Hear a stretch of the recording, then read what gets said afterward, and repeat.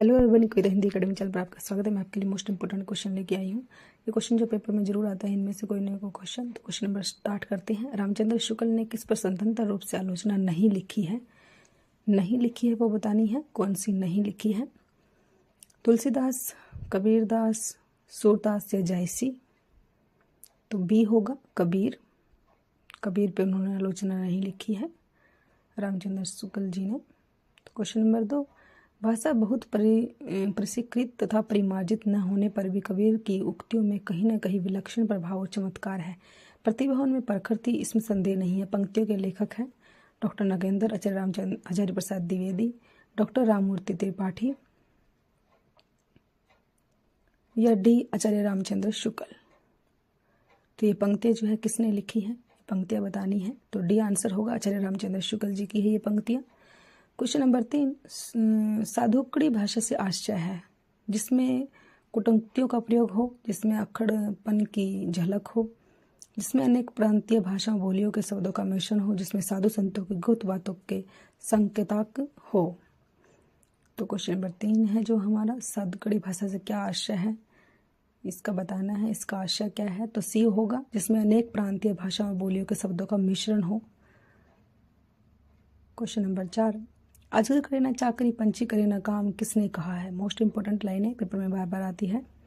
तो ये लाइनें जो है किसकी हैं? तुलसीदास, सूरदास, रदास या मलुकदास? तो डी होगा, मलुकदास जी की है लाइनें। क्वेश्चन नंबर 5, रजब अली खां के गुरु थे नानक, दादूदयाल, मलुकदास या धन्ना? रजब अली खां के गुरु कौन थे? बी होगा, दादूदयाल थे। क्वेश्चन नंबर 6, कबीरदास के गुरु कौन थे? रामचंद्र, राघवानंद, दयानंद, रामानंद? तो डी आंसर होगा, रामानंद थे कबीरदास जी के गुरु। क्वेश्चन नंबर 7, हिंदी का प्रथम सूफी कवि है? मुल्ला दाऊद, जायसी, मुल्ला वजही, कुतुबन? तो प्रथम सूफी कवि ए होगा, मुल्ला दाऊद है। क्वेश्चन नंबर 8, सूफी काव्य पद्धतियों का अंतिम ग्रंथ कौन सा है? यूसुफ जुलेखा, पद्मावत, मृगावती, इंद्रावती? सूफी काव्य पद्धति का अंतिम ग्रंथ तो है वो ए है, यूसुफ जुलेखा है। अंतिम ग्रंथ जो है यूसुफ जुलेखा।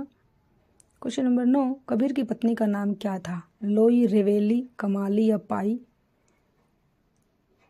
तो ए होगा, लोई था उनकी पत्नी का नाम। क्वेश्चन नंबर 10, सूफी काव्य परंपरा की श्रेष्ठ रचना है? मधुमालती, मृगावती, माधवनल, कामकंदला, पद्मावत? डी आंसर होगा, पद्मावत। सूफी प्रेमखंड रचनाओं की भाषा कौन सी है? अवधी, ब्रज, बुंदेलिया, खड़ी बोली? सूफी प्रेमखंड रचनाओं की भाषा जो है बतानी है कौन सी है, वो ए होगा, अवधी है। क्वेश्चन नंबर 11 का ए आंसर अवधी है। सूफी काव्य जो है अवधी में लिखे गए थे। क्वेश्चन नंबर 12, सूफी कवियों का सबसे प्रिय अलंकार है? प्रिय अलंकार कौन सा है? वक्रोक्ति, समासोक्ति, अनुप्रास या श्लेष? सूफी कवियों का जो है प्रिय अलंकार बी होगा, समासोक्ति है। क्वेश्चन नंबर 13, इनमें से सूफी काव्यधारा के कवि कौन नहीं है?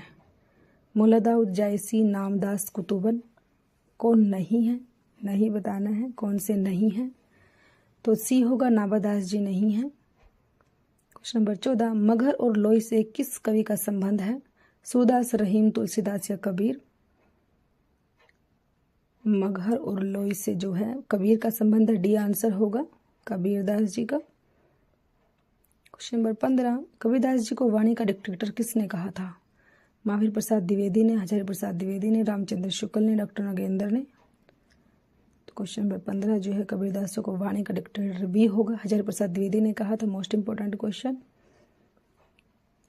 क्वेश्चन नंबर 16, हम तो भक्ति मुक्ति में आया, गुरु प्रसाद राम गुण गाया?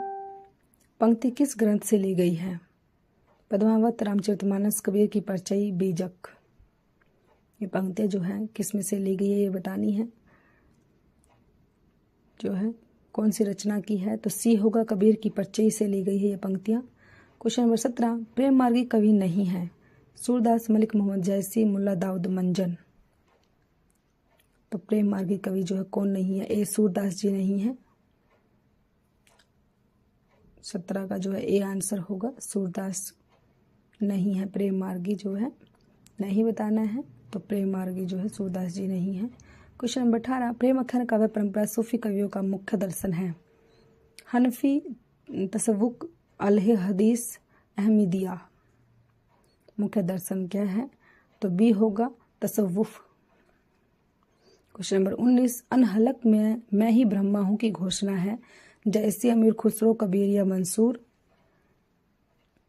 तो डी होगा, मंसूर की है।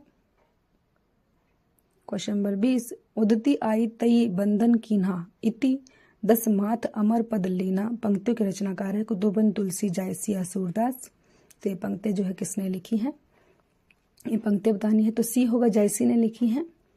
क्वेश्चन नंबर 21, आचार्य रामचंद्र शुक्ल ने प्रेम अख्यान परंपरा का हिंदी में प्रवर्तक प्रथम कवि किसे माना है? कुतुबन, ईश्वरदास, मुल्ला दाऊद या असाइद। तो रामचंद्र शुक्ल जी ने जो है किसे माना है?